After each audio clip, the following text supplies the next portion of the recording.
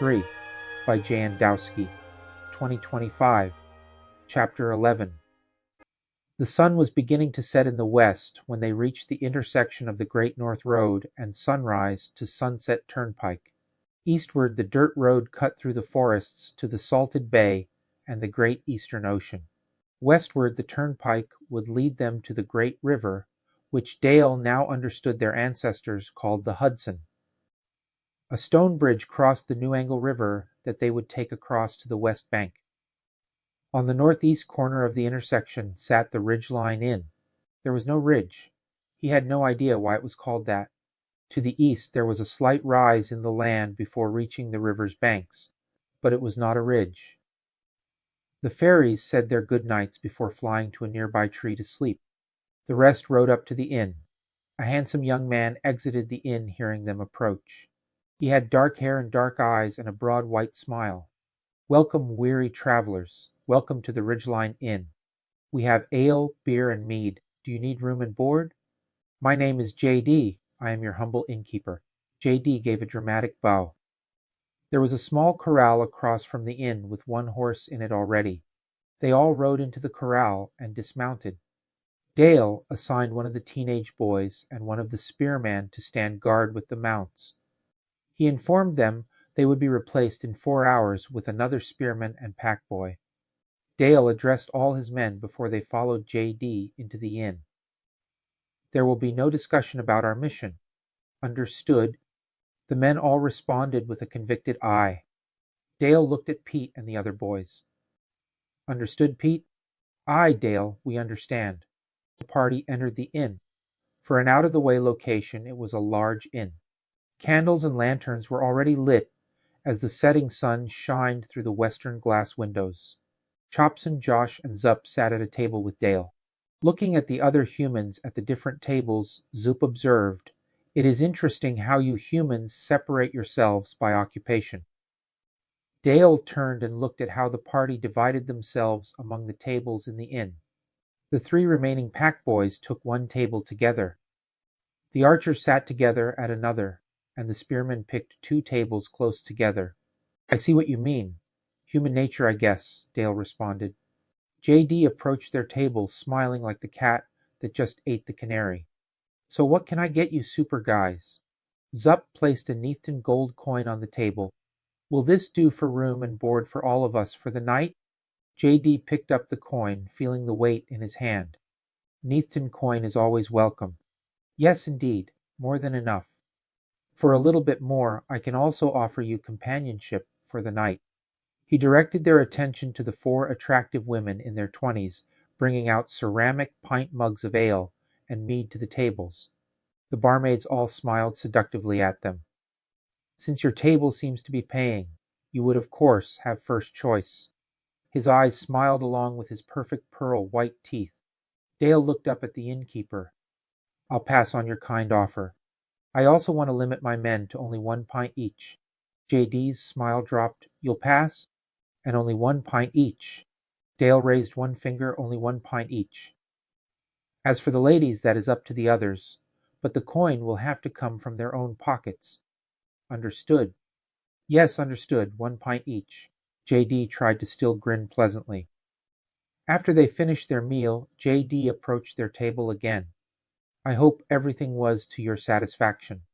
Chopson nodded yes as he finished a leg of lamb. Zup and Josh both smiled. "Yes, thank you." "Very good. And you, sir?" J.D. addressed Dale. "My compliments to the cook."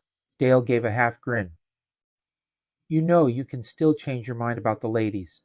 "Perhaps 2." J.D. widened his grin. "Again, thank you, but no thank you," Dale responded. "So where are you heading?" J.D. inquired. "Heading to the Great Salt Bay?" "We will be heading west in the morning."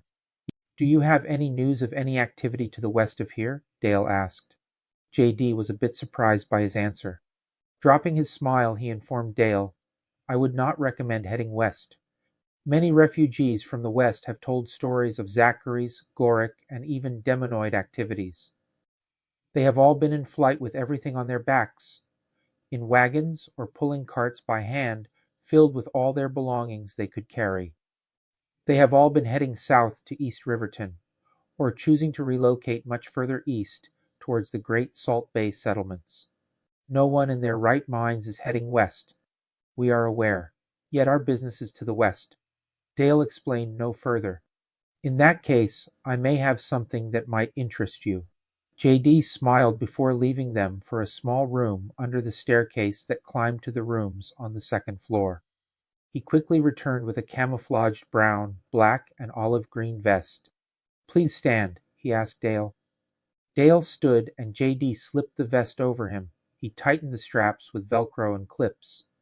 Something none of them had seen before. Dale could feel the light weight of it. Under the tightly woven fabric, he felt plates inserted into the vest. What is this? Dale looked down upon the vest.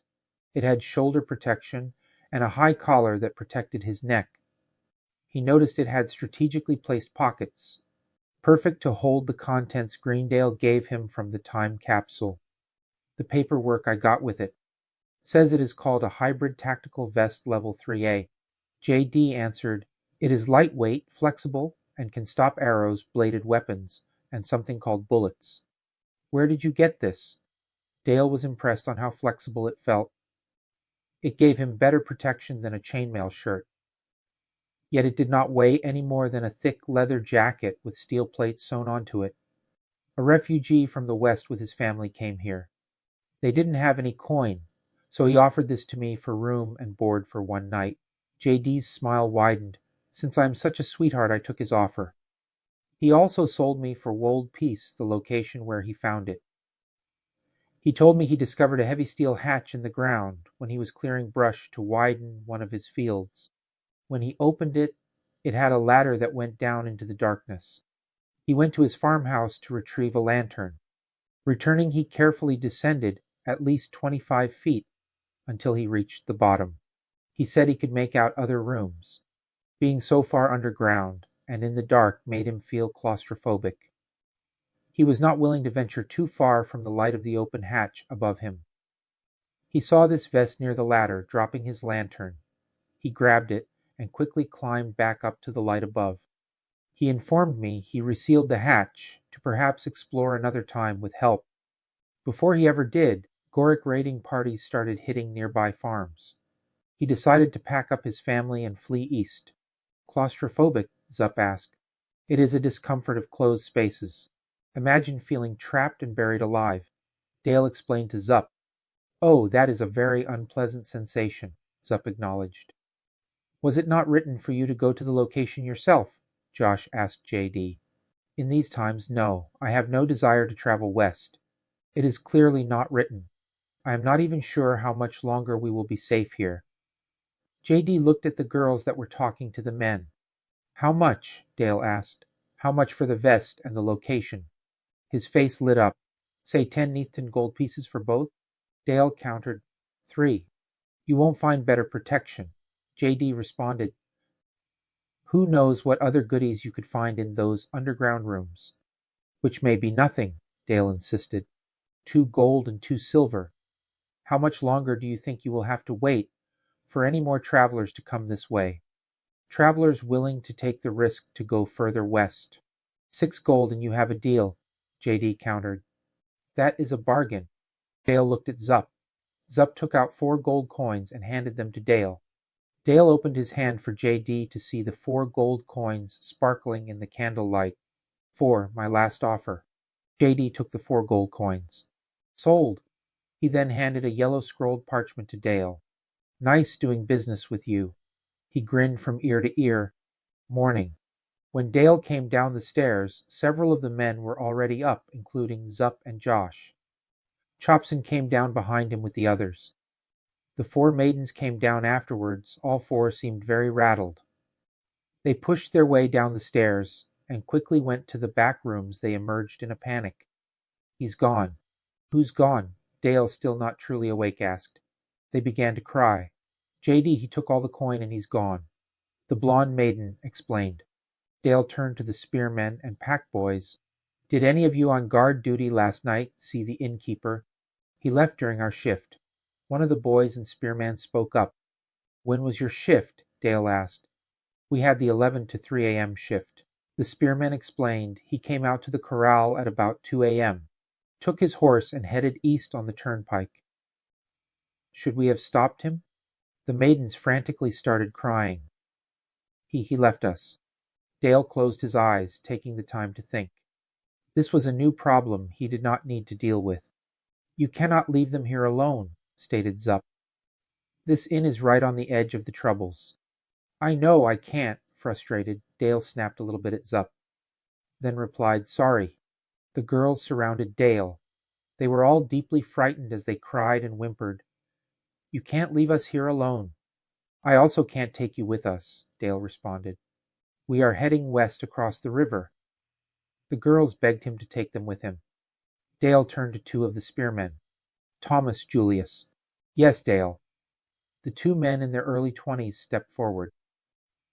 You'll have to escort the ladies back to East Riverton. Chopson spoke up. You're cutting our force? Dale turned to Chopson, who was still standing on the stairs behind him. You think it would be better to bring 4 barmaidens with us? Opson answered, No. Should I leave them here alone? Right near the only bridge for miles that crosses the New Angle River? Dale asked. No, that would also not be a good idea, Chopson confirmed. I'm glad we agree. Dale then turned back to Thomas and Julius. Take your mounts and the pack horses for the ladies to ride. Take them back to East Riverton. Then return with the pack horses as fast as you can. Meet up with us at the end of the turnpike. We won't continue north as planned. Instead, we'll build the rafts and cross the great river there. You should meet up with us before we are ready to make the crossing. You need to hook up with us as soon as you can. Those pack horses are the cornerstone to this mission. Do you both understand? Aye, Dale, both men replied. Repeat back to me what I said, Dale insisted. Take the maidens back to East Riverton on the pack horses. Return back to you with the pack horses as quickly as possible. Meet up with you at the west end of the turnpike at the Great River. Good, well done. Dale turned to the women. They will take you safely back to East Riverton. The young women began thanking Dale, hugging him and covering him with kisses. All right. Go get your things, you're leaving immediately, Dale told them. The girls rushed up the stairs, still thanking him as they did. What about breakfast? Asked Chopson. They're not going to make us breakfast first. Dale turned and looked up at the large man. He cocked his head slightly to the right. Guess it's jerky for breakfast. You can chew on that while we're on the road. I like jerky, Chopson passively replied. Me too, Chopson. Dale's mind began considering how quickly J.D. took off as soon as he had those Neathton coins in hand. He was more than willing to abandon his very lovely maidens. Dale took out the parchment he bought the night before and began to worry if he was taken for a fool. Dale turned his attention to the two spearmen as they were just about to leave for the corral. Dale stopped them before they did. Divide the jerky on the one pack horse into the saddlebags of the other mounts. When you get back home, ask Greendale to open the town's strong box. Ask for 10 gold and 50 silver pieces. This trip is turning out to be more expensive than I expected. I have a strong feeling we will need more before we are done. I, Dale, divide the jerky. Ask Greendale for 10 gold and 50 silver pieces. They confirmed his orders